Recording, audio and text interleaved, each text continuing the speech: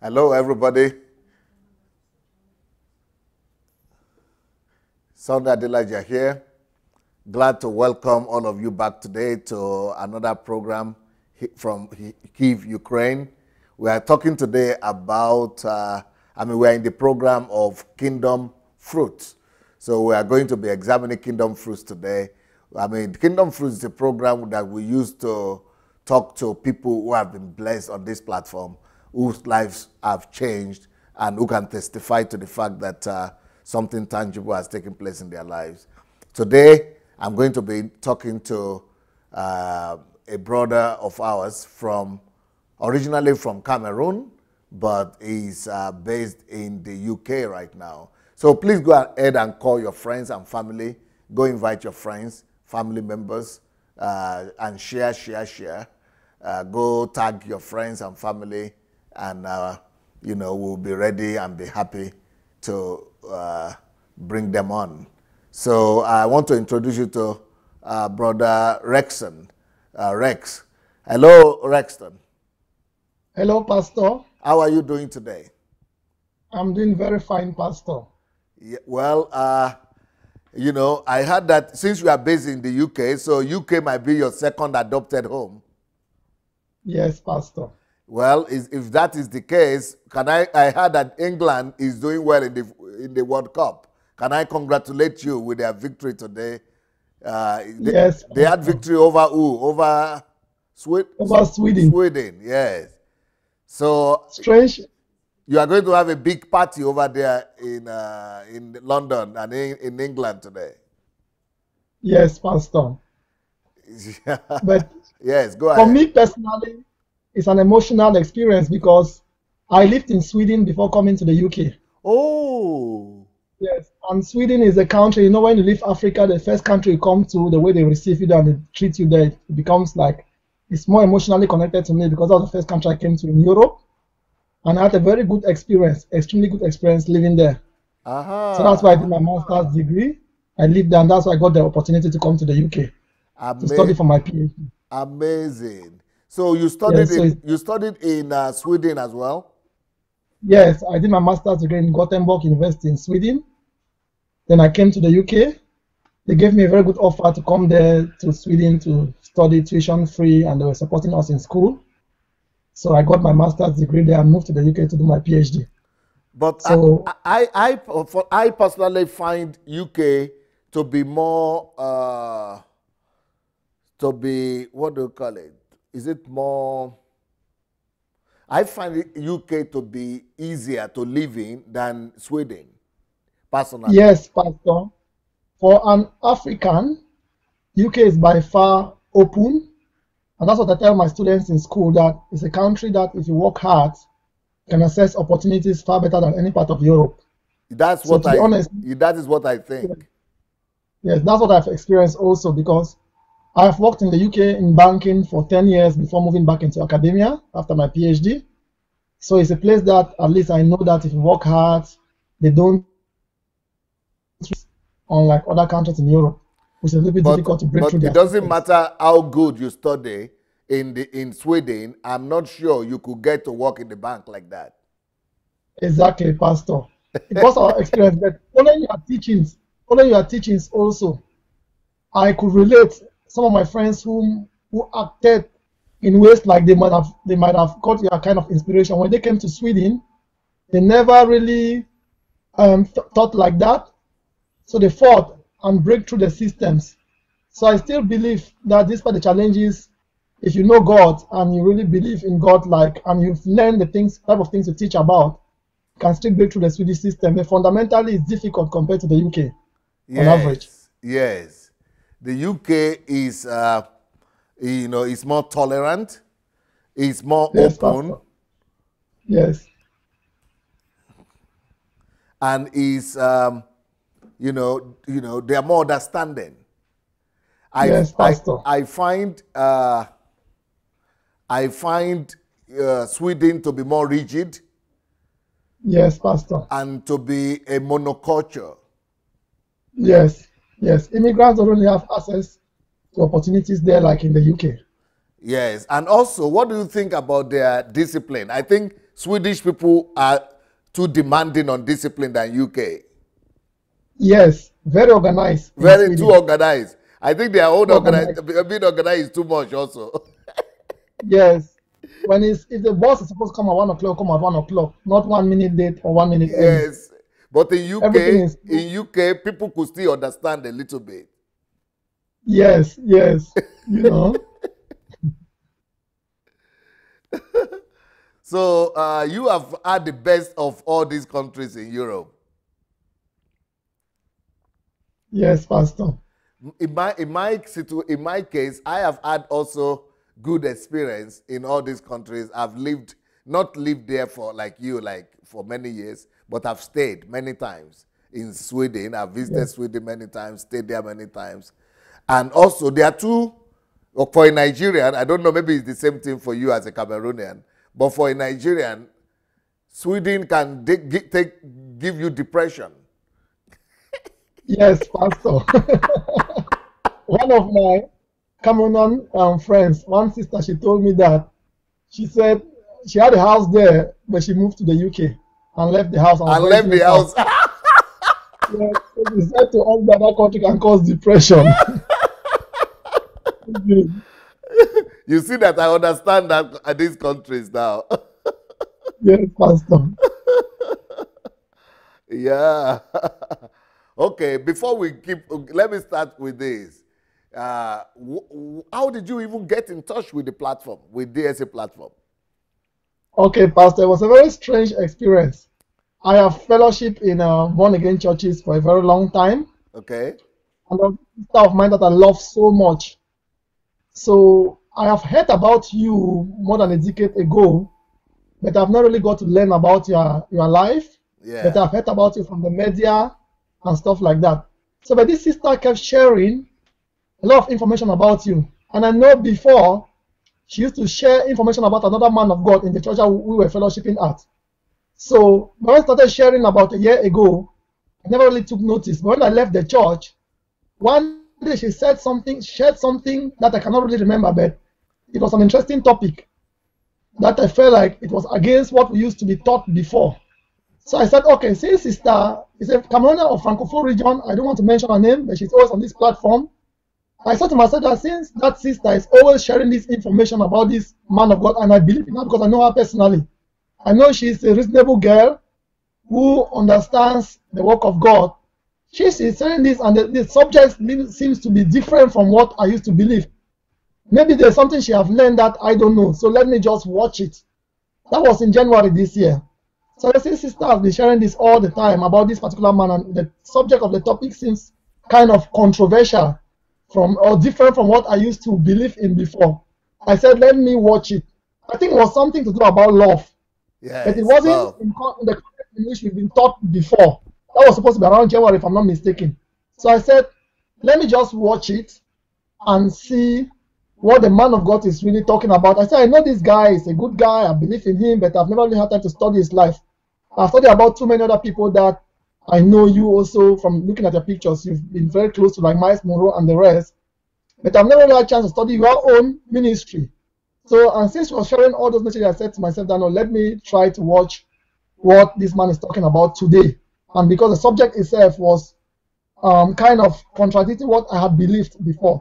When I listened through the whole message, my whole philosophy about life changed, and I started listening every day.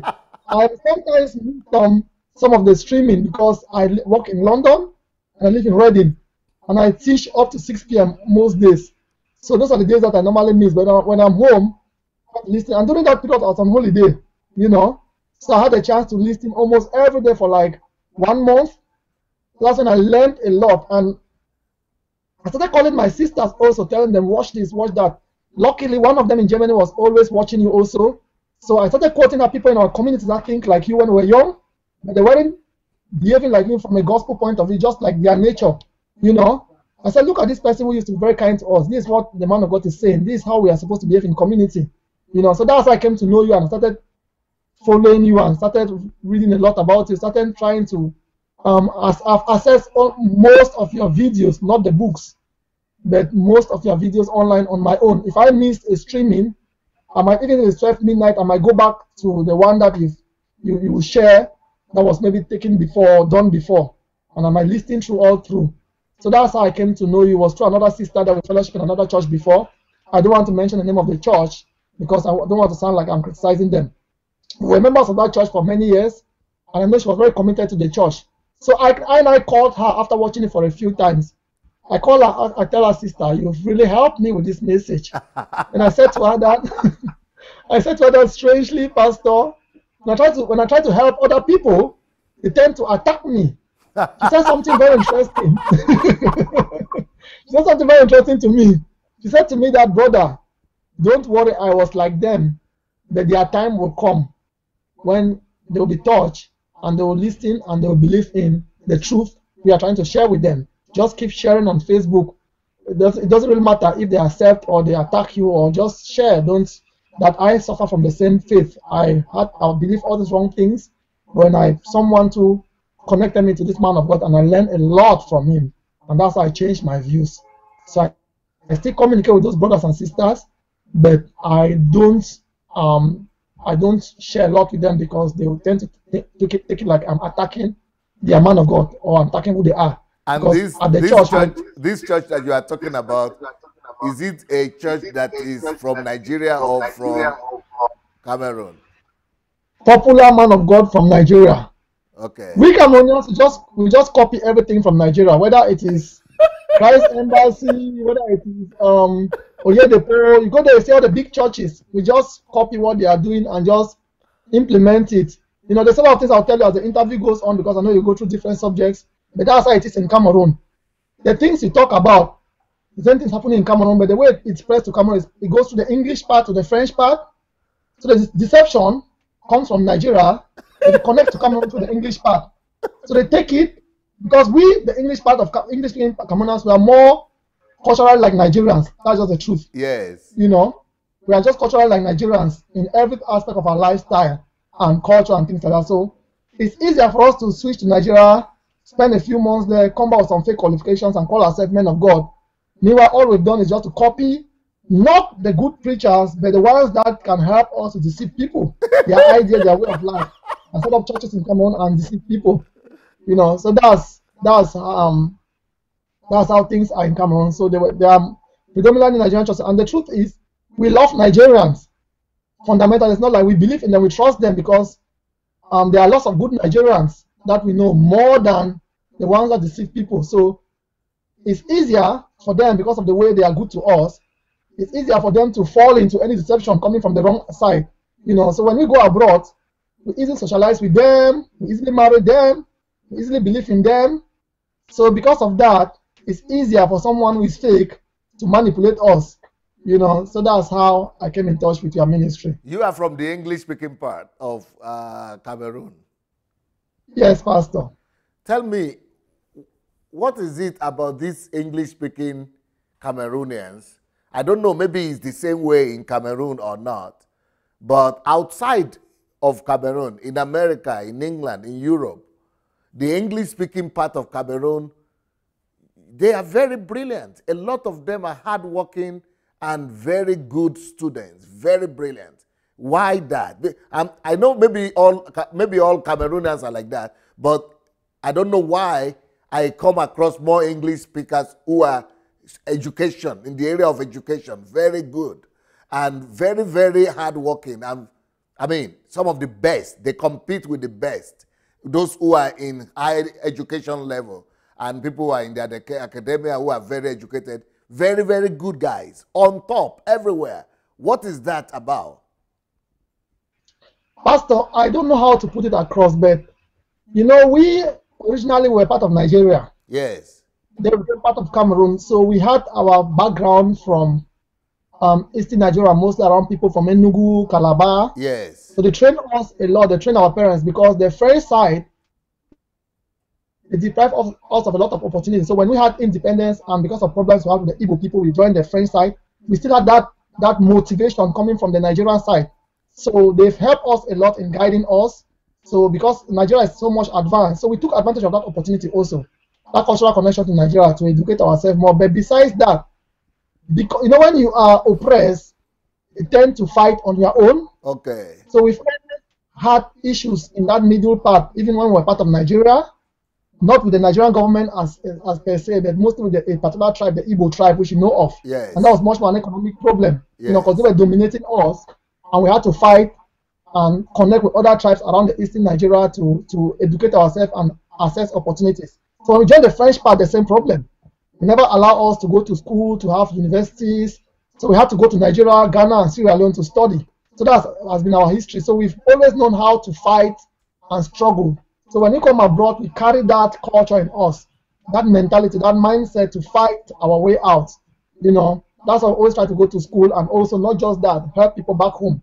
We basically run the economy of our region because the government just take from us and they don't give anything back. So we always have to fight and fight abroad, you know. So that's just how our history has been all through. Now, you know, it's very interesting to know that, because, you know, the founding fathers of English-speaking Cameroon, they chose to leave Nigeria. They took the choice to join Cameroon. And the reason why they did that was because of the oppression from, not the Nigerian government, but from the Igbo people. But right now, yes, the paradox is that the Igbo people themselves are complaining of oppression from Nigeria. And I always tell those, the people who are in Biafra, who are, not the Igbo people, not all of them, but just some people, they call Biafra, the group, is a group like that. So the group, I always tell them, have you been to English-speaking Cameroon? Go and see what oppression is. When I told them that in Cameroon, the English-speaking part cannot even choose their governor. It has to come from the center. They were shocked. They said, what? I said, they cannot even choose their own mayor. I mean, what? The oppression in in Cameroon, it is the marginalization there. Nobody can even imagine that in Nigeria, because I was telling the Igbo person, the Biafra person, that in Nigeria, 70% of the economy is in the hand of the Igbos. 70, not 7. And you are not the biggest tribe. But if it is marginalization, they would have cut you off. You will not control anything.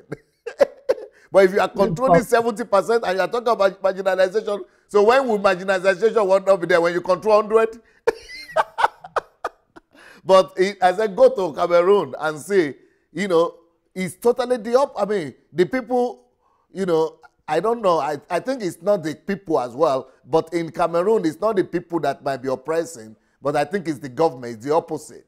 It's the government that is, even though I think you had a law or a constitution that says you have to have equal right with the French speaking. Or educators, explain to us what is going on in Cameroon between the English speaking part and the French speaking part. What is that? Is it true that there is a constitution, or is a law agreed that there must be equality? Yes, Pastor, let me explain to you, and I'll go back to the history. Before 1884, there wasn't any Cameroon, just like there wasn't any Nigeria. Yes. So it exists as a region, but culturally, most of that region is close to Nigeria than mainstream Cameroon.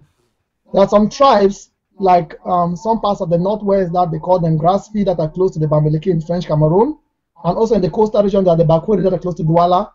But most parts are culturally close to Nigeria. Yes. In Cameroon, you have tribes who can trace their heritage a lot in Nigeria, mostly around Calabar region. Yes. And we have towns and villages that have descendants like Nigeria.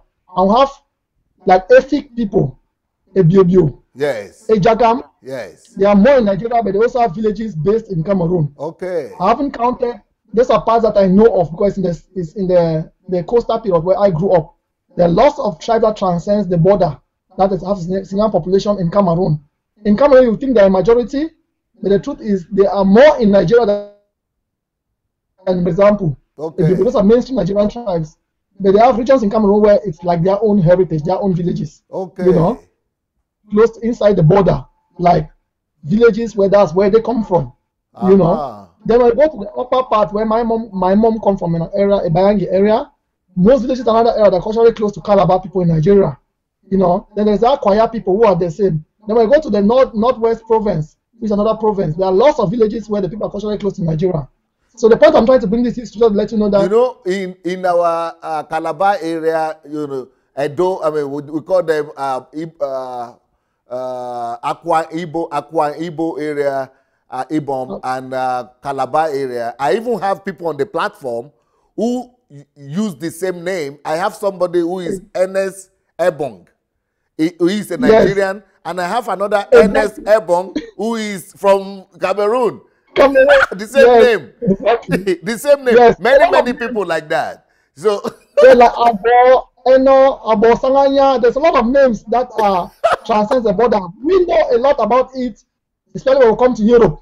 Because you might see somebody thinks a Nigerian from the name. When you connect to the person, realize that you think that's a Cameroonian, but you connect to the person, realize it's Nigerian.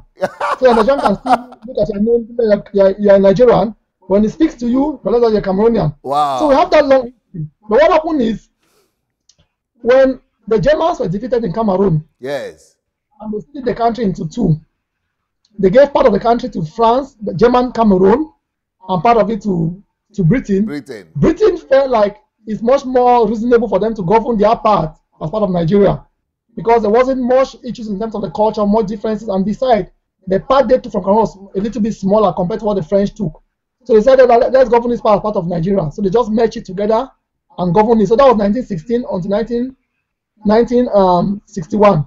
Okay. So but towards, as we were being governed as part of Nigeria, towards the 40s, our grandparents or great-grandparents started realizing some problems, and it was mostly around the economy, how the Igbos, who were the predominant tribe in our region now in Cameroon. So it's like somebody moved from Owerri or Onitsha to another part of Nigeria, because that's how it was before. It wasn't like a different country. Yes. And suppress the people there. So they were controlling the economy of Southern Cameroon. And the way they were acting reflect the fact that they just thought they could use their powers as people from one tribe and suppress the people. So our parents were not happy with their attitude. So they brought them into the politics, and they complained to the British, and the British gave them a partial autonomy in 1954. So the British gave them a partial autonomy and gave them a small parliament in a town called Boya. Yes. Where they have to debate their own issues within that parliament, even though they were still supposed to be part of the parliament in Enugu. So they're supposed to be part of it, and the Eastern House of Assembly, what they used to call Eastern House of Assembly in Nigeria. Assembly, yes. Yes, but they gave them a kind of autonomy. So those MPs who were sitting in the Eastern House Assembly for that region can sit in a town called Boya, which was in mainstream Cameroon, and debate their issues there. So that's what the British gave them in 1954. But then when they were having real independence, now in Nigeria was about to have real independence in 1960. Yes. The British don't know what to do with this region, because they already had issues with mainstream Nigeria in 1954. So what the British did was, the British said to them that I'll give you two options. Either get independence by remaining as Nigeria, or you go to join French Cameroon. Now, French Cameroon was not a good option for the people. But because they had this issue with Nigeria, with Igbo, and they were not given the other option, the third option, to be fully independent. Right, so they're giving us two options. Either remain as you are with Nigeria, or you join French Cameroon. That was when Britain was about to give independence to mainstream Nigeria. So what happens in 1960 October, they gave independence to Nigeria, but not to this region. They carved this region out and asked them that you have to get independent later, but through a referendum, a vote. So they said, on that vote, there are two options. Either you remain with Nigeria, or you join French Cameroon. And there are two parts, not just Southern Cameroon. There was a Northern Cameroon, which is currently Adamawa State in Nigeria. That had the same condition. So, but the Northerners, they did not have problem with the Maiduguri people, which is where they were sitting in their own parliament. They did not have problem with that point, Kano and Maiduguri. So, they voted to remain in Nigeria, because they were like the Muslims, and they had one values, one culture, they were not being oppressed. So, by us in the South, we voted to join French Cameroon. So, it's two parts, it's two separate parts of Cameroon. There's a Northern Cameroon, which is currently Adamawa State in Nigeria. Okay. And there's Southern Cameroon. Yes. Where Atiku came from was part of German Cameroon. It was also governed as part of Nigeria until 61. Yes, that so one. They voted. That one I know about it, but I didn't know about the Northern Cameroon. Yeah, the Northern Cameroon, they voted to remain. We had this election the same day. the same day. Wow. They voted to remain. So it was like blocks. This block vote to go join French Cameroon. That block vote to remain in Nigeria. That's one thing about Nigerian history Nigerians don't know. The northern part, which is current day Adamawa State, which was formerly Gongola State, yes, was part of English Cameroon, okay, like us. So the two blocks voted, just like you tell people in Calabar and another state in Nigeria that vote. So one state vote to remain in Nigeria, one state vote to go out. It was the same condition. So the northern English Cameroon, which is current day Adamawa State, voted to remain in Nigeria. So it's like, I'm with you, I want to stay. Yes. Right? The southern part said, I don't want to be with you again. That was the difference. You know, so the result, the vote was casted. We voted to join Nigeria. And let me tell you a little bit about the politics. The main issue is the main man who was campaigning, the main elite, just like you, the main elite in the southern Cameroon was campaigning for us to remain in Nigeria, was married to a Nigerian. Okay. So that's what they used against him. You understand? Was a medical doctor who studied at the University of Enugu at the time, qualified there. It's called Dr. EML Indeli. He was from a town called Boya, from a tribe called Bakwere. But he was married to a Nigerian, like most members of his family. Okay. So it's just like you now campaigning that, let's stay with Ukraine, when you're married to Ukraine now. People are using it against you, say you are saying we should stay because you want Ukraine to suppress Nigerians. Okay. So that's how they use against him. So the main leader, the elite, who was campaigning for us to remain in Nigeria, was married to a Nigerian. And has his children with a woman, whom they have been based in Nigeria and based in Nigeria for long. But although he was popular in his region, but the politicians used it against him that these people have been suppressing us. They've been intimidating us in the market, in the economy, not allowing us to access opportunities. Now you want us to remain with them because you are married to them. Okay. So they used that to campaign against him. Yes. Then on the other side also, the main person who was campaigning for us to join French Cameroon could trace his roots. Although he was an Anglo-English-speaking Cameroonian, he could trace his roots from French Cameroon. So people pump him money from the French Cameroon side for him to campaign. While on the other hand, people use this man's background, like having grown up in Enugu, went to school there, qualified as a doctor, practicing in Nigeria. Although they loved him, but because he was in the party that was campaigning that should join Nigeria, he had popularity. But the whole idea was he was married to a Nigerian. Okay. A Cameroonian woman who can trace her roots from Nigeria. Yeah. You know, so they use it against him to say, okay, it's because of your marriage that you want to carry us to be tormented by these people. So in our region now, in the southern, what they call southern Cameroons, they now voted overwhelmingly to remain with to join French Cameroon. You know, so it was like reunification. I'm leaving Nigeria to join these people that we used to be. For a short while we were one country, because it was a very short time before we joined Nigeria. For a short while we were one country, French Cameroon, before the Germans were defeated. Yes. So they said, let's join them. After maybe 40 years experience, 40 to 50 years experience in Nigeria, it wasn't so good. So they said, let us join them and experiment what they call a two-state federation. That's what became part of mainstream Cameroon, and that's how we remain with them. So to add it, what happened is when we joined them now, a lot of people want us. Azikiwe was one of them, Namdi Azikiwe. Yeah, because all Nigerians know more about Southern Cameroon because of Azikiwe. Yes. Azikiwe Yes. was the leader of the party that became the first president of Nigeria, and his party was called NNCC. Both, NCNC. Yes. Yes. Part of the name was Cameroon. Yes, National Council of Nigeria and the Cameroon. Yes. So National Council of Nigeria and the Cameroon. And the Cameroon. So because of that, up till now in Nigeria, everybody is always, there is no time you talk about history of Nigeria without talking of that party. And since you are talking about that party, you are always talking about that time of Cameroon being in that part of Nigeria. But it means that did Nnamdi Azikiwe agreed to let them go, or how did that happen? What was his position? Okay, he was a philosopher like you. Yes. He said that we should stay and said, we know we've made mistakes, we've not treated you well, but please stay with us, we'll amend the errors. And he Okay. told us the consequences of what the choice we're making. He said, look, we know we've not treated you well, but please stay with us. We can access his letters up to date. Because Wow. all the notes he wrote to our grandparents, they are still in the archives. You know, he said things that, like, just like you telling us things now that this is how you have to, this is what's going on in Africa. You know, he tell us all the things that, look, let's stay together, let's fix this problem, vote to remain with us.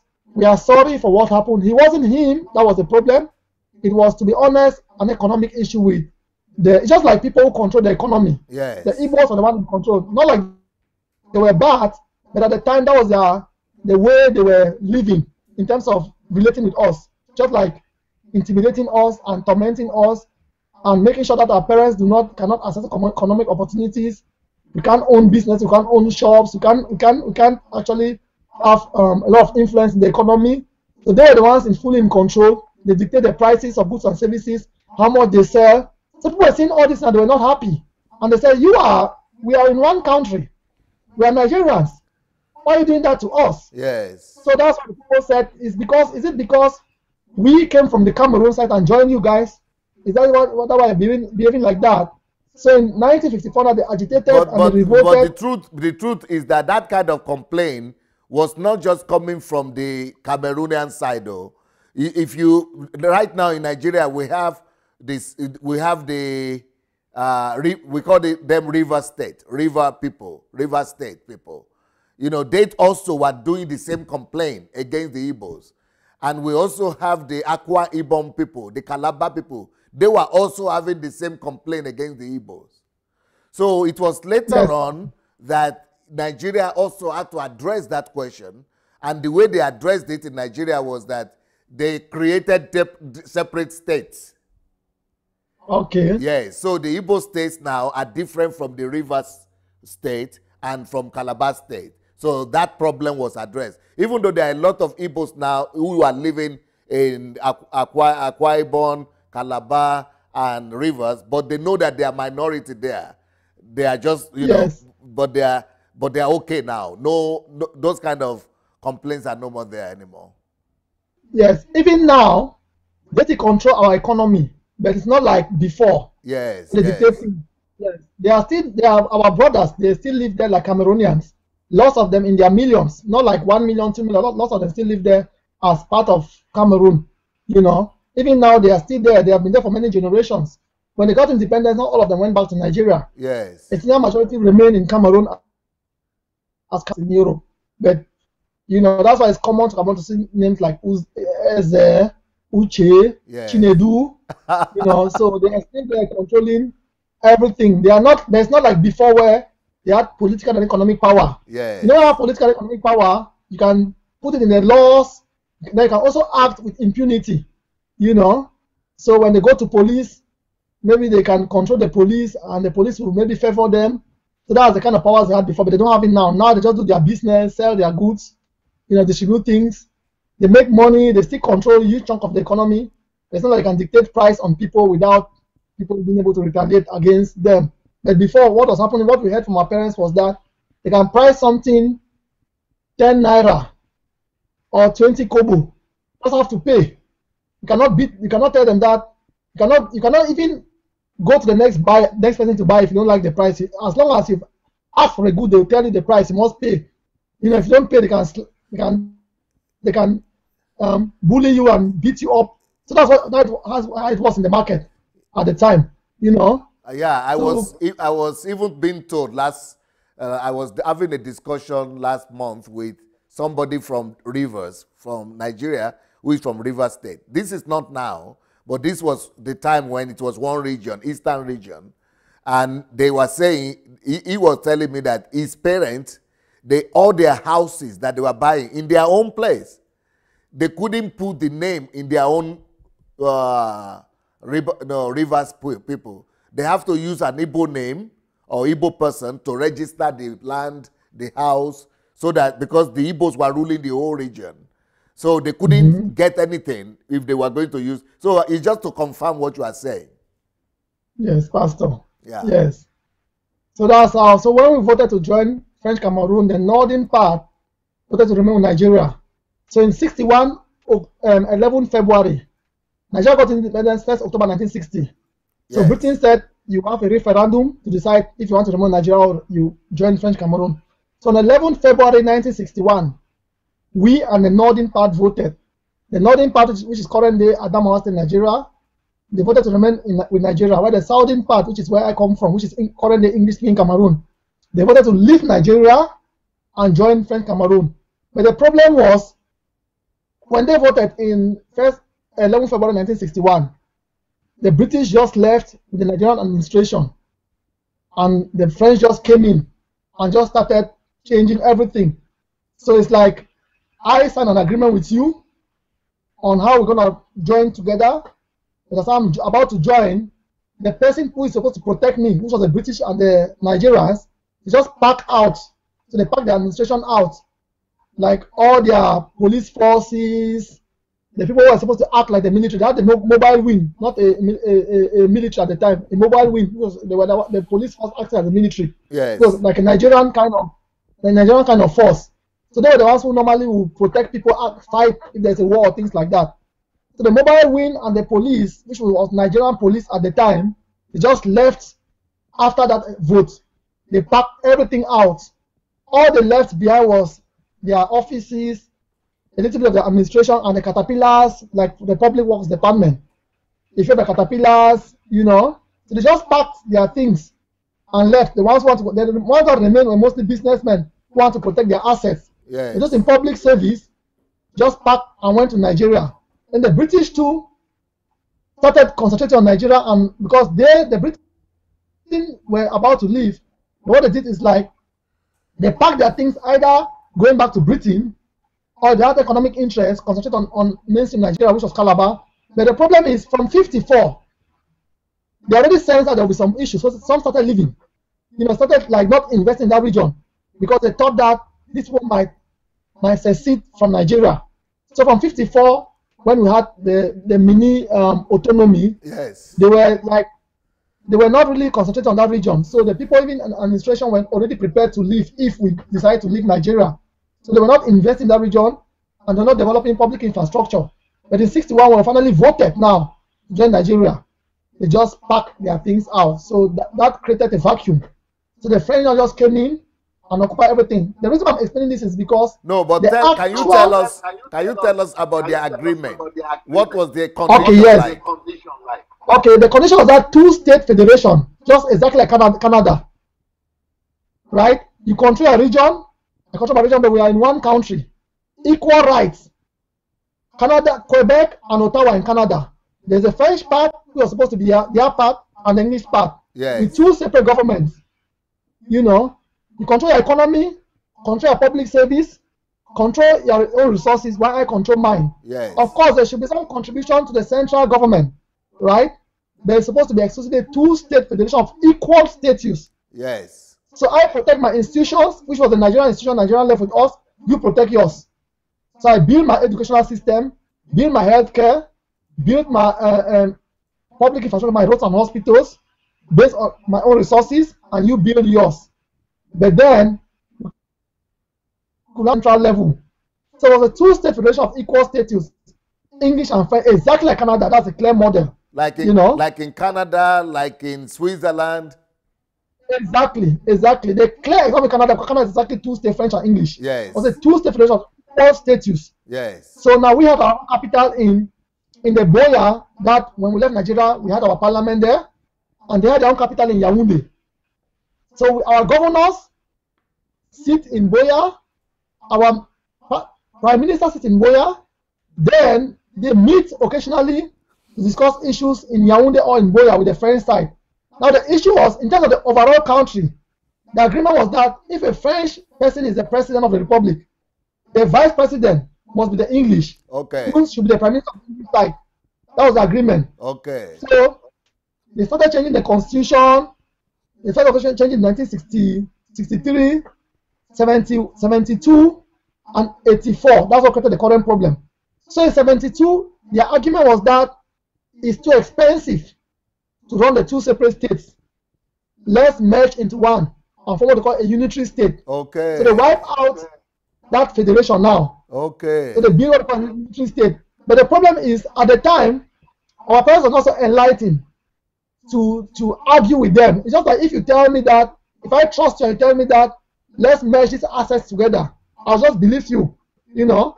So 72, they said, let's form a different form of government and let's call it a United Republic of Cameroon. So we now, they make what they call a referendum. It's a long story, but it was like a manipulated referendum. So like you take people somewhere, you drop them, you confuse them, and come out with a resolution within 24 hours. No, but your people, but your own elite were not against that. That's why I said they manipulated, right? So they're taken to a place called Fumban, right?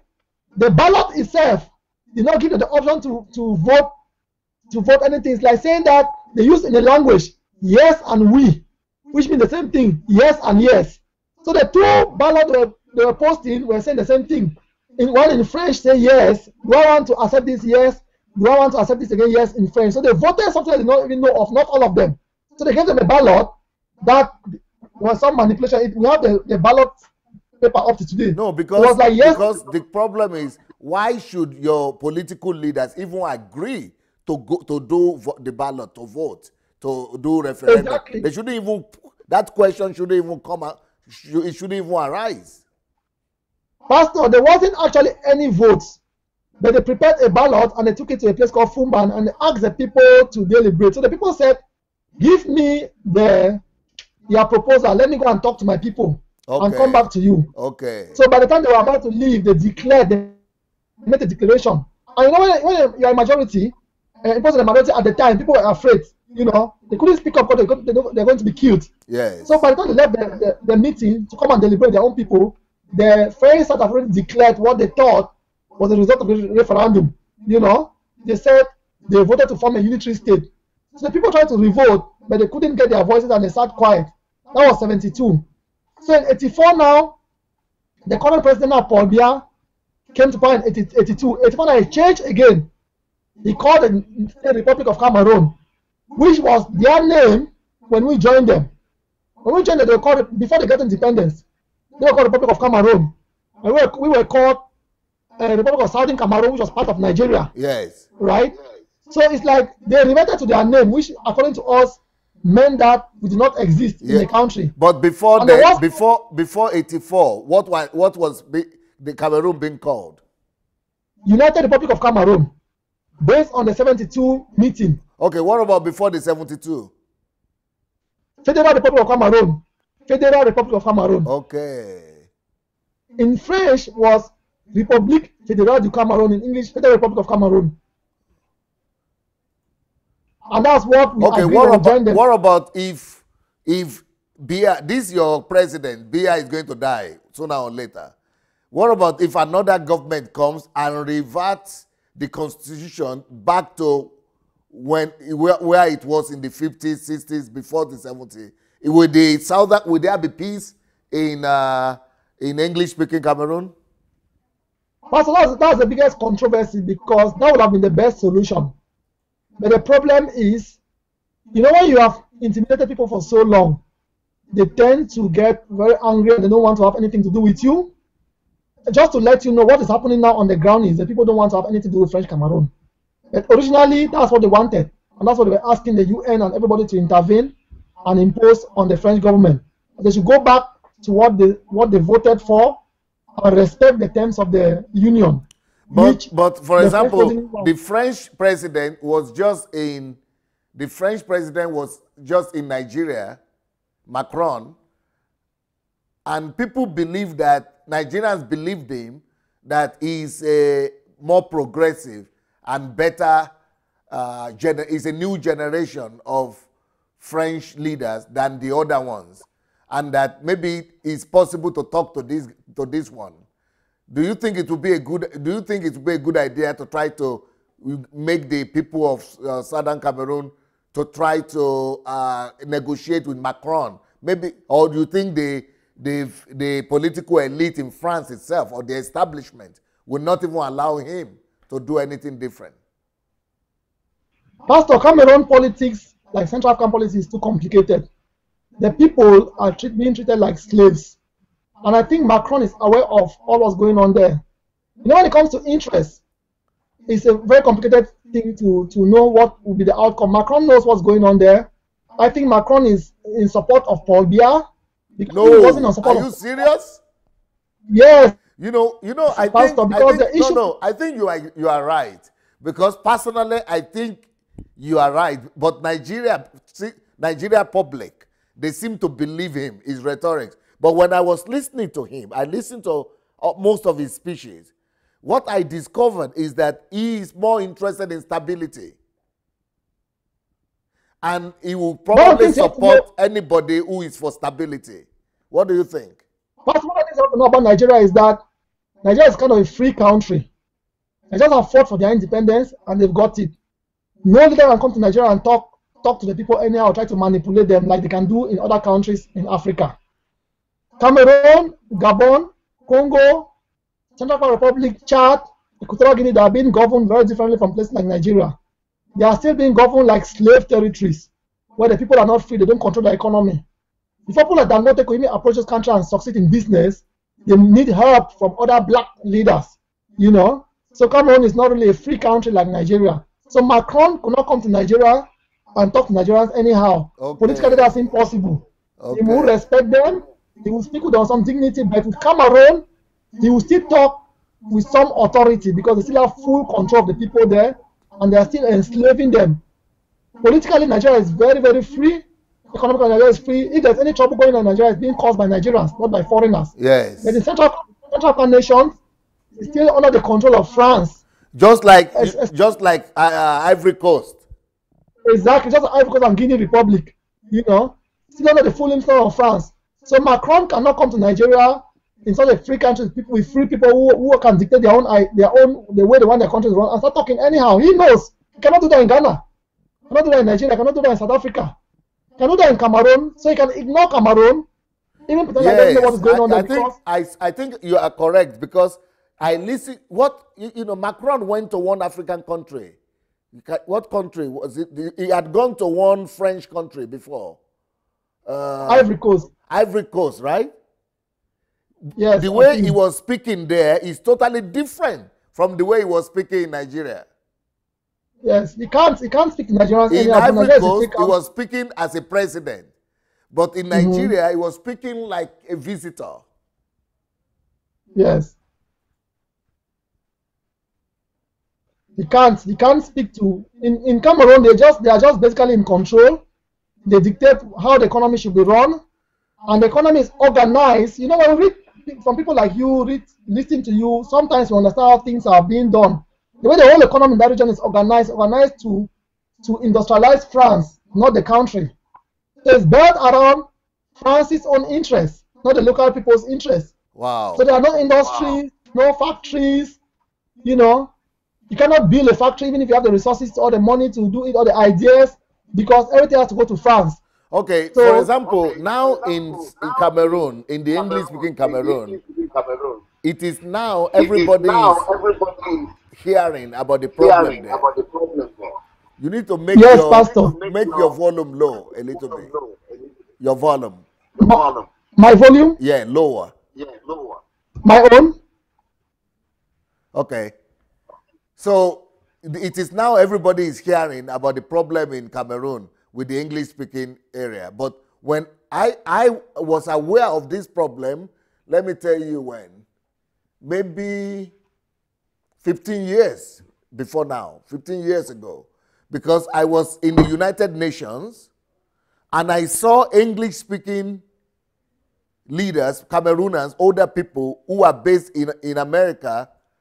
They couldn't go back home that time, but they were so discouraged. And they were telling me, I had so many documents. They gave me so many papers and so many documents of the oppression, even 15 years ago. And I'm sure the man would have died now, but they were older people already that time, and lawyer, but educated people. But they were so depressed and discouraged that nobody was listening to them. But now, because of the social media, it's like it's better now. Yes. Pastor, you've made a very important point.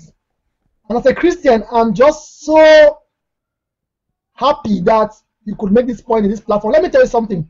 We Christians, we are hypocrites. We are very big hypocrites, we Christians. I keep, as we are speaking, that's the same point I always make to Cameroonians, that killings did not start today. Discrimination did not start today. Where were you Christians in Cameroon? Yes. Where were you? Because it did not kill you. I directed them to the plague of silence, your message, the plague of silence. Yes. I told them, go and listen. I sent it to them on Facebook, on their private messenger. I said, listen, we talked about this 20 years ago. They kill our people on underground bunkers. They came to their homes, burned their houses. Is it today it started happening? Because you wanted to eat with them, you thought they could elevate you. Pastor, that's why I believe so much in what you are teaching us. When I listened to the plague of silence months ago, I shared it to all my friends. I said you should call us troublemakers. We were challenging these people because we're killing our people. We're challenging them. Instead of appreciating what we are doing now, you are the ones in front because you couldn't benefit. Every Anglophone Christian was silent 20 years ago. But this thing did not happen today, Pastor. Something has been happening for 57 years. You know, we grew up experiencing it. They'll come to your house, beat you up, you know, all sorts of ridiculous things I cannot imagine. But the strange part is Christians were the ones who were telling people, pray to God, pray to Jesus. And to be honest with you, Pastor, I listened to your message, a plague of silence. I called them. I called a friend in London here. I said, Dr. Mbua, so God was the one leading us to do all of this. I said, listen to this message. Because we're ignorant. We're doing it because we knew we have to defend our people. Right? When I listened to your message, the plague of silence, I said, so I was doing what is right. Yes. I wasn't silent when they're killing my people. Yes. You know, I wasn't silent when they were oppressing my people. I wasn't thinking about myself alone. Because they were insulting us, accusing us like those old men you are talking of. Now we are creating problems. But the truth is, they were doing what they are doing now since independence. Wow. Killing people, oppressing them. But they used a few elites to do all that. But strangely, you know how Africans are in terms of how sometimes we look at things. Somebody might be thinking, oh, if I go to school, maybe they can favor me. I don't have to oppose them. I don't have to speak truth because they will not be happy with me. They will see me like, so let me just behave like nothing is going wrong. Then when they kill somebody from his family now, that's when he might start talking like he's not happy. So the problem become more serious now because they took it too far. The friend took it too far. So it started affecting every family. Then we started exposing it with social media, Facebook in particular, you know, Facebook in particular, Twitter and WhatsApp. Then we could prove that everybody is affected by this behavior, not just a small group of people. You know, they were like just abusing everybody, and people started traveling. I started seeing that there's no opportunity for me in this place, you know, and I can't go back because they won't even give me access to opportunities. So that's why everybody came up. But coming to what you've said, this has been ongoing for 57 years. Just came to the attention of everybody now because some people took it as a responsibility to start exposing everything using social media, you know. So, but this is something that's been going on for 57 years, not something of today. But what I now see here, the English-speaking Cameroonians, what do you call them? Ambazonians, yes. What I hear the Ambazonians talk about now is total independence. Yes, Pastor. The reason for that is because they said that we were clamoring for dialogue all through that period before now. So they refused us to dialogue with us. So for the past 50 years, our parents have been saying, look, let's sit down and talk about this problem. And they refused. So what happened is, the Ambazonian movement came out of people who were like, they told us frankly that the only way we can sit down and talk with you is if there's a war, if you fight to us. That's what they told us. I've been one of the leaders in Europe, so I know exactly the meetings we had. And they told us frankly that you have to fight a war. So we retreated because some of us are Christians and we didn't want to be involved with things that concern blood. So but now, people who have been in this movement, this Southern Cameroon's movement for long, and they heard all of this, they said, okay, since all we want is fight, we can fight. you know. So they went to the bush and created all the Amazonian movement. But it wasn't like that's what they wanted. I speak to the guys occasionally. All these guys were guys that initially wanted dialogue with French Cameroon. But the government ignored them, abused them, killed their parents, killed their friends. So they had access to people who could support them with arms, and they took up arms. But the truth is, majority Anglophones want independence now because they are angry with the way they've been treated within the last 1.5 years. Now, So I have some friends in French Francophone in Cameroon and out of Cameroon. Many of them said, yes, it's true. It's true that they are oppressing. It's true that the country is not fair to the English-speaking Cameroonians. But they are not supporting them. I don't understand. Everybody said, yes, the way the Cameroon is treating these people is bad. But they are not saying, they are not supporting them. It's a conflict for me. It's a controversy. Pastor, I have a lot of my friends here in Europe. My closest friends are from the French part because we've lived together for long. The truth is, they still have that kind of an African mindset where it's like something is benefiting you. It has to stay like that. Okay. And not it's benefiting you. So they acknowledge a problem. We speak to them, they acknowledge the problem, but they say, we are also suffering. Then we ask them, okay, if you are also suffering, why don't you get on the street also and ask for your rights? We didn't create your problem. You created your own problem. So get on the street, ask for your right to be respected. Don't tell us that you are suffering. We are rising up because we've been oppressed for so long and want our rights to be respected. And they are killing us. You are not saying anything against the killings. You are not demonstrating. It's like you enjoy what's going on. When they burn our parents at home, they burn their homes, burn old parents at home.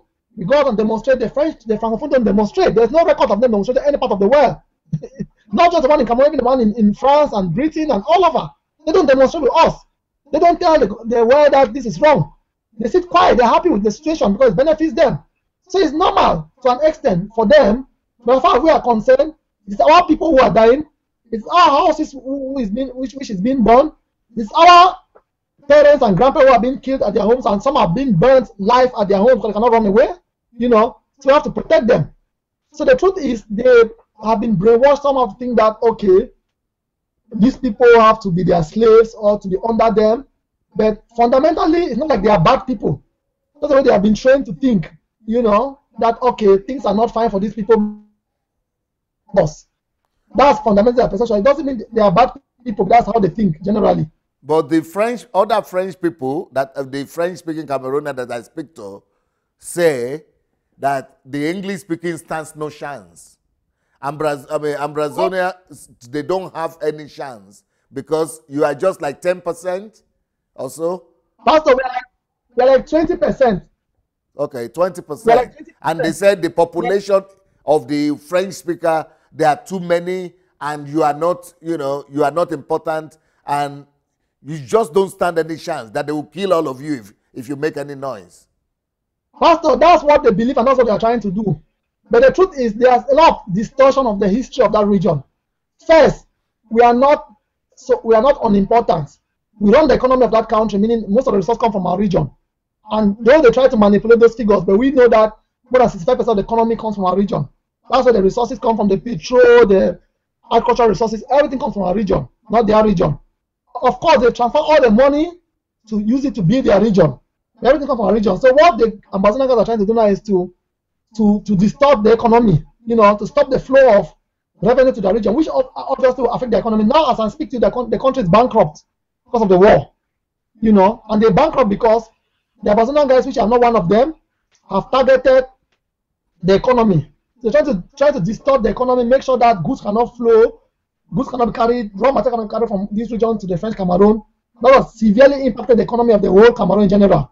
So, but they say all of that just because they want to entertain themselves, but they know in their heart that 90% of the resources of the country, most of the resources of the country, more than 65% comes from the English-speaking part of the country. And the second point is that, let me be honest with you, this is not to look down on them.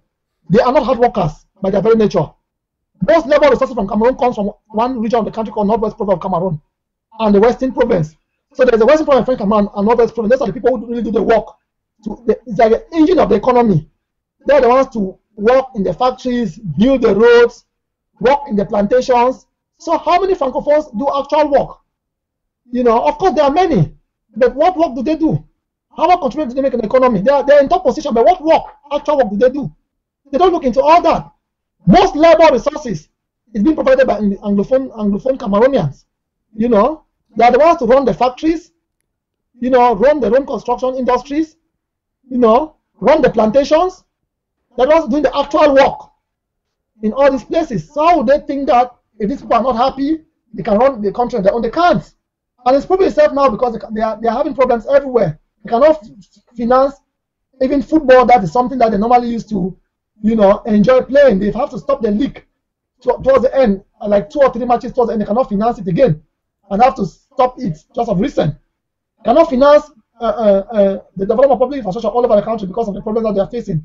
So the truth is, if those 2 regions are not stabilized, the country will constantly face problems, irrespective of how they want to pretend that things will be okay.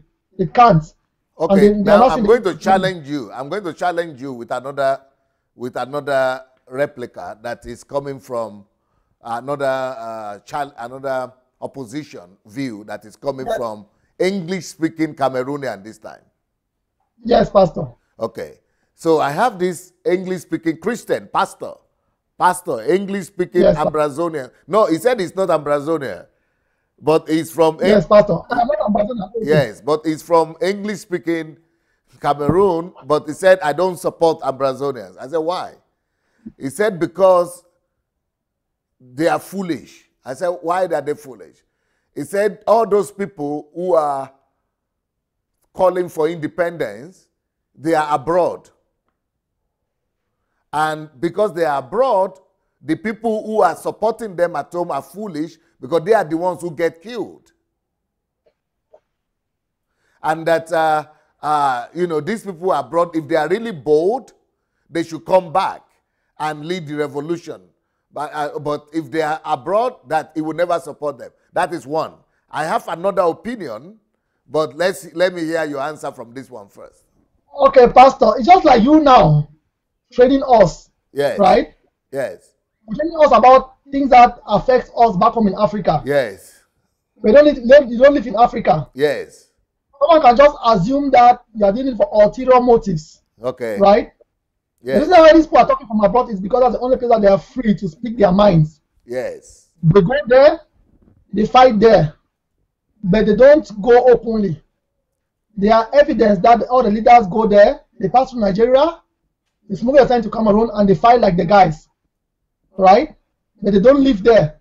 But the truth is, they started speaking boldly only after they've left the country. Yes. And besides that, some of the leaders who were arrested in Nigeria and sent back to Cameroon were people that were in Cameroon. They were not living abroad. They escaped only when their friends were arrested and jailed. Just like any revolution. If I'm with you and we are fighting something in Ukraine, and you are arrested, a few of us might run away from Ukraine. That doesn't mean we are running away from you. We might run away temporarily for our own security. So the truth is, a significant part of the leaders are abroad, but not all of them are abroad. Up to date, people still speak on TV back home. They are bold to say what they think, and they say exactly what the diasporans are thinking. The only reason why most of the voice is coming from the diaspora is because we are free. We can say what we think from abroad. The question that I always ask is it wrong? If what they are saying is right, why should you think that they shouldn't say it because they are abroad? Right? What they are saying is right. Let me tell you another argument. Another English-speaking Cameroonian says that he would never support it. I said, why? He said he would never support it because even if you win, that immediately you win, there will be a civil war because there is no unity among the English-speaking. He said you have 2 regions, and the 2 regions cannot even agree, English-speaking regions, they cannot even agree, and that it's going to fall into 2 regions. If you gain independence, it will become two regions, and then to smaller ones, and that there will never be unity among you. What do you think about that? Pastor, that's a very important point. My parents come from the two regions. My dad is from the Northwest Province, from a place called Bamenda, a small village in Bamenda called Mbatu. My mom is from Manyu Division, close to Nigeria. Yes. So I know the history very well. And those two tribes were not in agreement. I grew up under suppression because of this heritage of mine. But the truth is, we've moved beyond beyond that. The current generation understand that this is a way of a kind of a thing created by those who want to suppress the people. So it's like they made this up, just like, okay, let me just say I come to Nigeria in Calabar, right? I realize that cross-river people can be united. So I create some problems within the elites to be able to control them. That's how the problem started. But strangely enough, what has happened is that the current generation of youths figured out that was their greatest weakness. They decided to unite. As I'm speaking to you, the people arrested and jailed, they're not from one region. They're from both regions. The people fighting on the ground, they're not from one region, they're from the both regions. There's some of the activists who were against this movement from one of the regions. They were using that to campaign. Oh, we cannot unite. They were even saying that the war cannot come to their zone because the people are against. But they were shocked when it came there. As I'm speaking to you, Ekona, Moyoka, Kumba, Ndian, Manfe, those are regions in the southwest province. In the northwest, Bamenda, Bello, Kumba, all of them are affected by the war. And all the people in the region, they are fighting. So they're not living, it's not like people can say, okay, it's coming from somewhere, but there's no evidence of that. All of them in all the two regions are fighting for their freedom. So that's what the government was using to say, okay, you are not united. But they failed to understand that even in the French region, they have their own division. But what has happened is that, to be honest with you, Pastor, the current generation of youths have figured out that was their greatest weakness.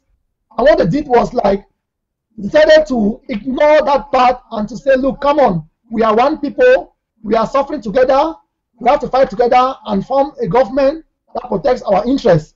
So honestly, I can tell you, I'm not an Amazonian, because I don't support the movement, but fundamentally, I know that there's unity in that region. They are very much united for a common purpose, and that is to have independence from French Cameroon, or the worst case scenario, a two-state federation. So then they know that obviously there will be some things they have to manage, like how to manage differences between these two cultures. But the truth is, Southwest and Northwest do not have any fundamental differences.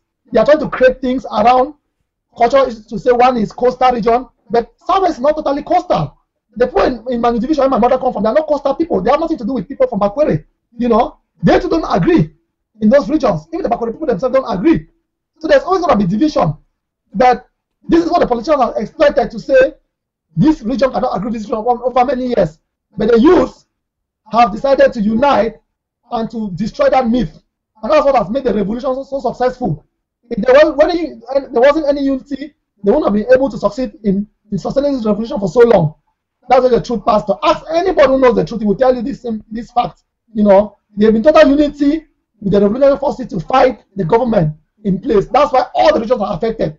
There's a small part called Boya, where the capital is, which is close to the French Cameroon part. People thought the war could not reach them, but now they are fighting.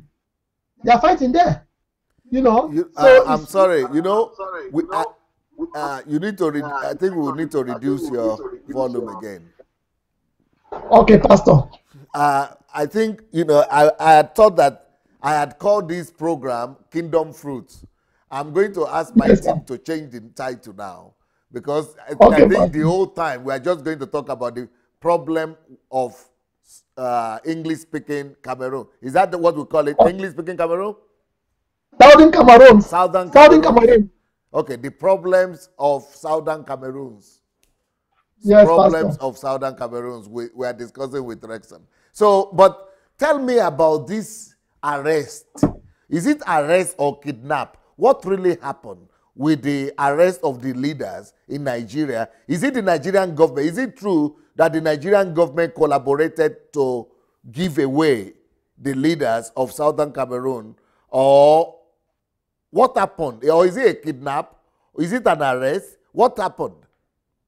Pastor, we have to call it a kidnap. It's not an arrest. Let me tell you why. These people were refugees in Nigeria. They were attacked from their homes, their houses burnt, and they all escaped to Nigeria in their thousands. So there are over 40,000 Saudi Cameroonians now living in Nigeria. Nigerian government, Buhari, for some strange reasons, gave these people protection initially. Okay. So the people were holding their meetings to take care of their people who have escaped to Nigeria, give them food. The diaspora was contributing money and giving to them to help the people. So they were visiting them, buying them clothes and dresses and things like that. And to be honest with you, we know these people. Some of them have lived in Nigeria for a very long time. So they have that understanding of Nigeria. So it's like they escape there easily because they have school there before coming to Cameroon. They have families there, and some were even working in Nigeria, teaching in universities there. So when the population of Southern Cameroon ran away to Nigeria in their thousands, up to 40,000, there were refugee camps. These people formed like an association and started taking care of them. Now, some of them were into the politics, meaning they were executives of the political movement defending Southern Cameroons. But some were ordinary people who are working in Nigeria in university, teaching in universities. So they now had a meeting. So somebody said to them, we don't know what was really going on. They have to tell us because they are in jail and nobody have talked to them for 7 months now. Someone said to them that they should come to a meeting in Lagos, all of them, and they have to meet some authorities there. Basically encourage them to meet in one place. That's what happened. We don't know if it's Nigerian government or whichever. When they came to that hall in Nera Hotel in Abuja, in Nera Hotel, when they came, all of them, the top leaders all over the world, mostly the ones based in Nigeria, as they came to that hotel where they were supposed to have their conference and their meeting to discuss how to take care of the refugees, the Nigerian, how do they call it, NSS, something like that, the Nigerian Security Services arrested all of them. So that was the problem. It was the only place that they could get all the leaders together to sit in one place. So but they sat there as a team because they had this promise that they were supposed to meet some authorities in Nigeria and discuss the issues in Cameroon and also think about taking care of the refugees. So they were kidnapped there. So for 2 days, what happened is people didn't know about what was happening to them. All of the delegates were coming from South Africa. He's called Milan Atam. He missed his flight. So he came to the hotel late after they've been arrested and taken to an unknown destination. So he was the one who raised the alarm. Now people wouldn't have known where they are. So he was coming to the meeting from South Africa. He came like a day late. He went to the hotel that he has been booked. And when he went to the hotel, he found out there was nobody there. So he asked the receptionist, and he was told that these people have been kidnapped by the Nigerian Security Services. So they started finding out where they are. They couldn't. As I'm telling you, it was just a few days ago that the first group of people in the world saw those people. For 7 months, Buhari took these people secretly, transferred them without anybody knowing where they are. People were asking the Nigerian government, where are these people? They couldn't explain anything. Cameroon government, these people, they couldn't explain anything. So as the war keep on becoming serious, the whole world now is asking the same question. Now, of recent, just last week, the Cameroon government was forced to allow them access to lawyers. So these people have been since the, I think, 6th of January. Nobody has seen them. Nobody knew where they are. Not even a single member of their family knew where they are. So just last week, how many of them? Are they 15? There are 47. Wow. But as of last week, only 10 were seen by lawyers. And the lawyers came out on TV to confirm that they've seen them for the very first time. People came from Nigeria to Cameroon to see them. They couldn't see them. Even when they were in Nigeria before they were transferred to Cameroon, people contact Buhari and his government and asked them that, look, we want to see where these people are. Buhari couldn't explain anything. Just one day, they had a meeting in Nigeria, a press conference, and they explained that these people have been transferred to Cameroon. Nobody knew when they were transferred to Cameroon, you know. So looking at international law, people were shocked because everybody thought that Nigeria being a democracy would follow due process in doing things. But people were shocked that Nigeria could do that to them, you know. I think what happened is that the Nigerian president, this Buhari, he went and visited with your president, Biya, and what happened was that Biya promised to help repatriate all the Boko Haram people because the Boko Haram people were escaping to Cameroon. And Biya did a good job by helping the Nigerian government fight Boko Haram in Cameroon. And actually, the Biya agreed to put the army. And the army of Cameroon is more brutal, more destructive than Nigerian army, more efficient in fighting these people. So the Cameroonian army really, joined together and helped to fight. So what happened was that the Biya, your president, demanded that Nigeria also should do something for them. And Nigeria and what the Cameroonian government said is that these people, your people, the English-speaking leaders, they are like Boko Haram for Nigeria. What Boko Haram is for Nigeria is what these people are for Cameroon, and that they are using Nigeria to launch the attack against. It's true, Pastor. Yes. Exactly. That's the problem. That's the problem. Nigeria was in a very difficult situation because Nigeria had problems in Boko Haram and Biafra.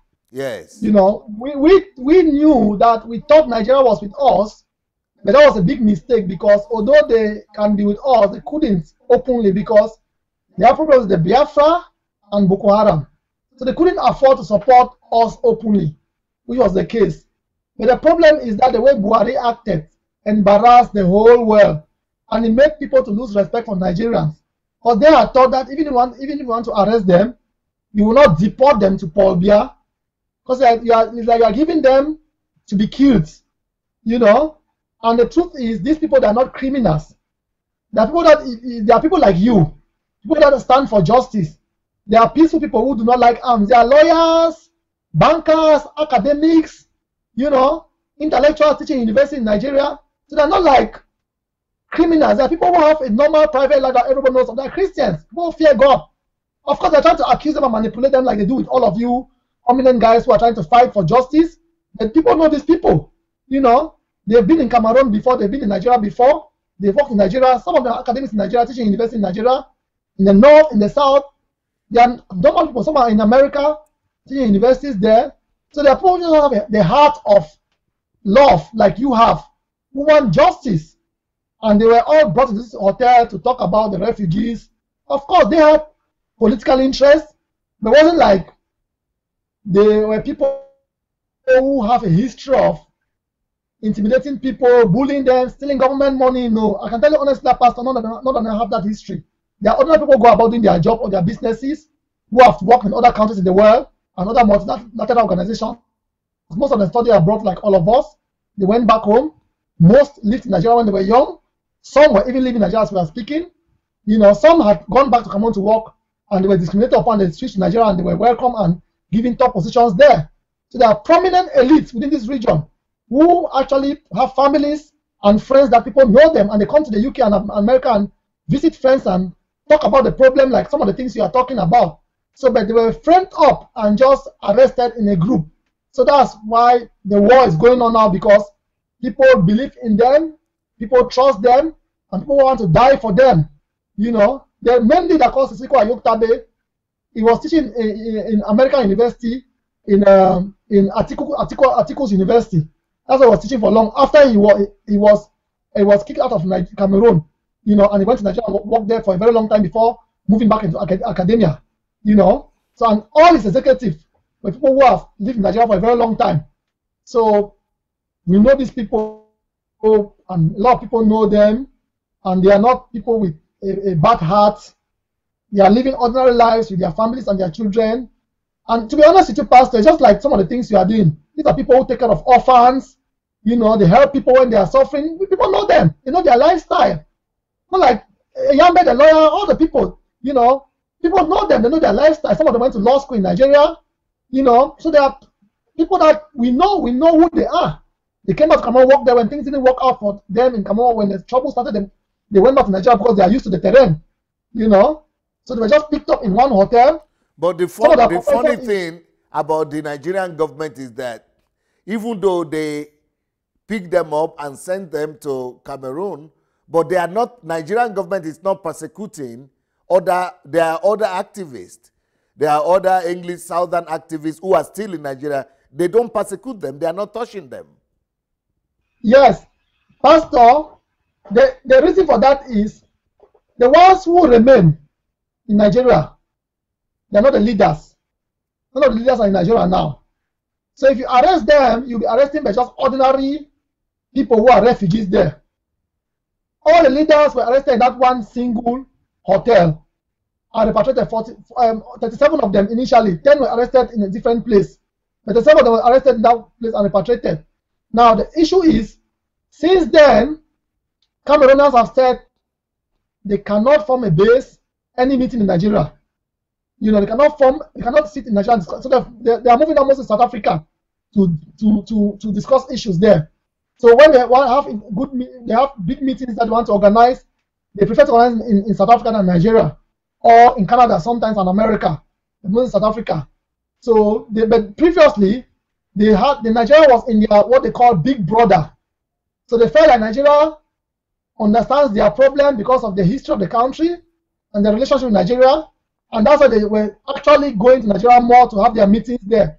Not just because they have to use it as a border to cross over and fight, but because they feel like it is home to them. That's why they choose to be going to Nigeria and having their meetings there. You know, but since that issue happened, they don't go to Nigeria again to have meetings there. They only go there, they send people to go there if you want to give gifts to the refugees. Those are ordinary people like myself, you know, who can arrest me. They can't, because even if they arrest me, it won't create a bigger impact, because it will be like arresting any ordinary person.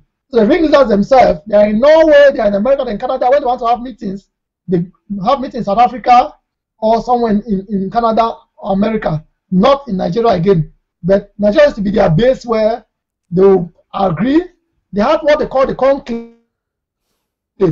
So the conclave, like, they will rent a place in Nigeria and they will meet all of them there and discuss their issues there, and everybody goes back to his country where he's based. Do you think? So, and that was because Nigeria was very convenient for them. Do you think these people in prison are being tortured?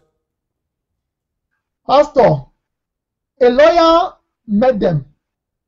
They asked him the same question. The response was, he asked the journalist that if someone has been in a place alone for over 7 months without access to anybody else in the outside world, he's just being given food. So it's a solitary confinement.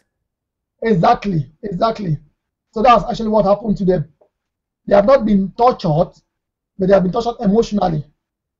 If I have to go by the coded language the lawyer used, the one who saw them, you know, he said he saw 10 of them, not the 47 that were arrested. The 10 do not look good, but he doesn't think it's got torture. He thinks it's because they've been kept in one place alone for over 7 months without them being able to see their families, see lawyers. What can we do? What can the world do to help in this situation? Pastor, personally, I just out of respect to you, I wanted to write to you privately through Messenger. One of the things that's why I'm happy that the Lord has led you to talk about this now. I personally was thinking of writing to you to say, Pastor, look, help us to talk about this.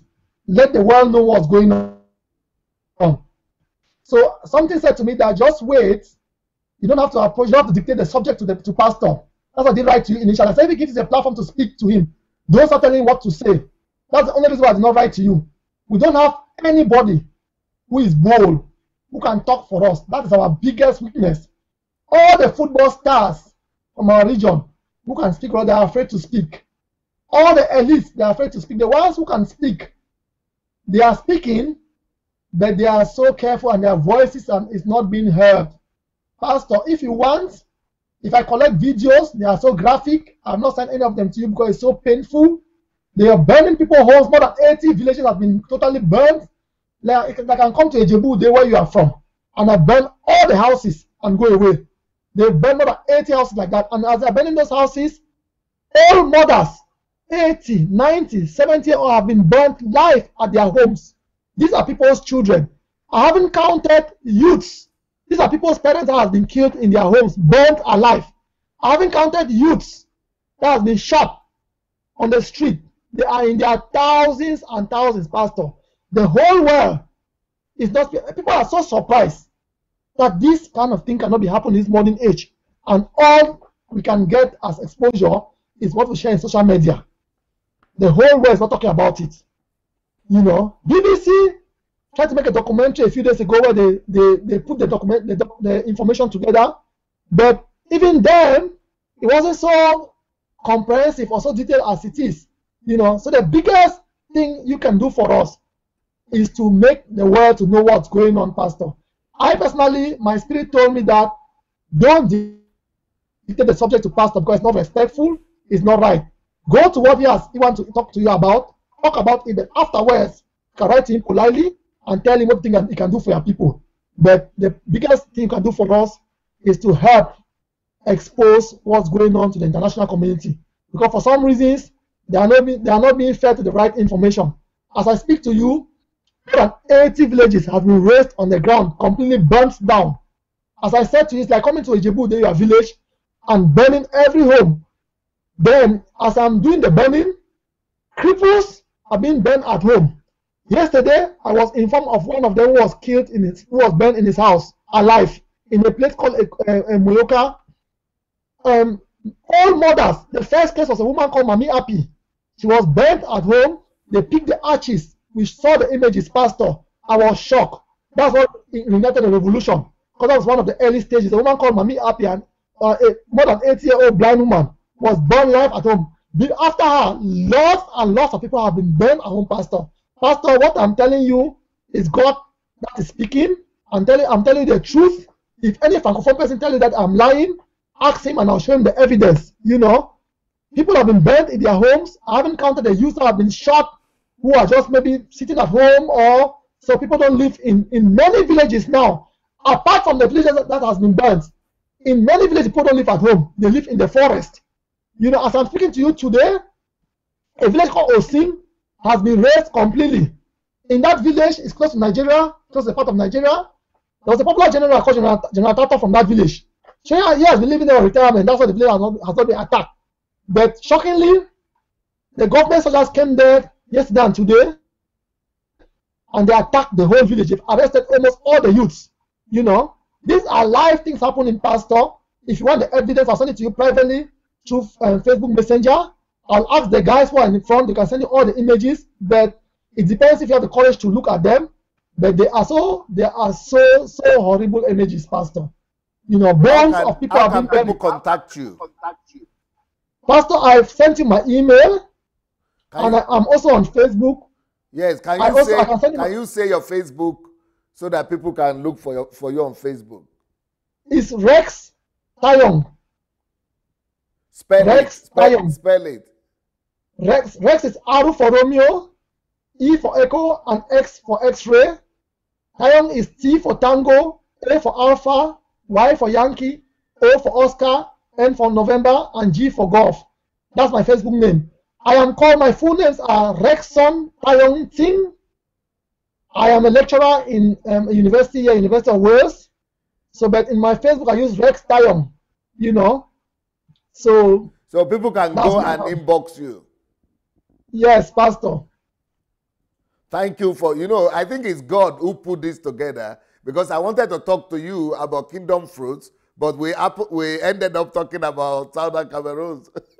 Yes, Pastor. Yes, Pastor. It's really God, because as I said, I wanted I knew you are someone whose ideologies and ideas are progressive and is geared on changing, disrupting evil like this, you know. So, but I said to myself that if Pastor give me this platform to talk something, I shouldn't go and start telling him something else or say something else. Let me build on what he wants us to talk about, and afterwards, I can tell him that this is what's going on and let him see what he can do. But I shouldn't start by telling him that do this, because it's not respectful to a man of God. You know, God leads him to talk about this topic. Let's talk about kingdom fruits. After that, I can email him to say, Pastor, do you know that even yesterday, I taught my students about your life? Wow. Yes, I went to class. I told them that, look, there's this man called Dr. Sunday Adelaja. He came to Russia. He couldn't speak Russian, and this is what he did. So I told them, you can become whatever you want. You know, life is predictable. Yeah. You can, so they were like so impressed. And it turns out that one of them was a Nigerian student in the business school that I teach. And man who has a lot of businesses here in the UK and well established, and he's been to our church a couple of times. You know, he's trying to have his business degree now, but he's been to our church before with his family. He's a rich man, you know. So when I put it on in the board, he said, "Oh, I know that man. I've seen him. I've been to his church in Ukraine." Wow. I said, "Why?" He said, "Yes, I've visited him in Ukraine with my family just to get to see what he's doing there." Yes. So Pastor, we are learning a lot from you. You see, kind of problems like this, like what's happening in Cameroon, if we don't know what is right, cannot do what is right. Most of the people who speak against this problem, they've not been taught. By people like you, that's why I don't blame them. They've not been taught. I'm going to take more interest, because the reason why I've not been speaking about it is because, like I said, I have these Cameroonians, who are even English speakers, who some are supporting it, some are not supporting. So I was not sure what position I should take, but thank you so much for speaking so boldly and so freely about this. Unfortunately, our time is over for today, because I have to go and get ready for the next program, which is in 25 minutes. And but Rex, you've done so well for your people. You've done so well for your country, and I want everybody to go and share this message. Please, if you know anybody, just go and share with, maybe people in the governments of your country, or in the European Union, or the American government. Let's share this and let it go viral. Thank you so much, Rex. Thanks very much, Pastor. Thanks, Pastor. God bless you. Thank you. Thank you very much, Pastor. God bless. Thank you. Yes, Peace. Pastor. Bye. God bless you too, Pastor. Yes, Pastor.